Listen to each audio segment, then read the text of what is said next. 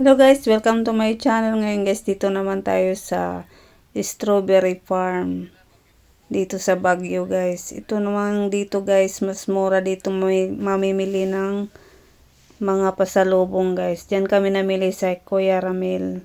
Makahingi ka pa ng discount guys. Mas mura dito kaysa ibang mga pasyalan. Kada pasyalan po dito sa Baguio guys, may mga bilihan ng mga souvenir. Pero mas mura kapag kayo magbagyo guys, dito na kayo sa may strawberry farm. Dito ang pinakamura. Shopping na po dyan.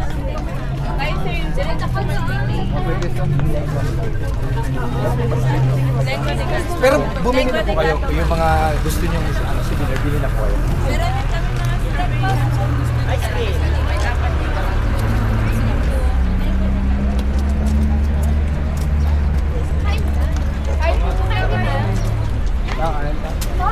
Makain muna kami.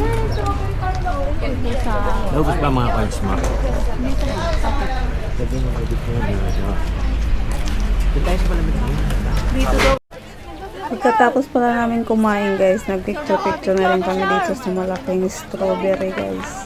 Hindi pala kami pumasok sa loob ng strawberry farm kasi may bayad po ang entrance. At saka maputi kasi laging basa daw doon, laging binibisbisan nila ang strawberry. Dito pala guys, kung gusto mong ikaw mag-harvest ng strawberry, ang mahal ng kilo guys, 900 per kilo. Ay kami guys, dito na lang kami bumili sa labas. Ang aming bili lang ay 400 per kilo.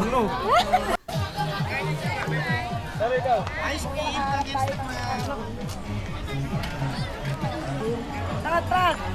Video tayo TikTok, dali!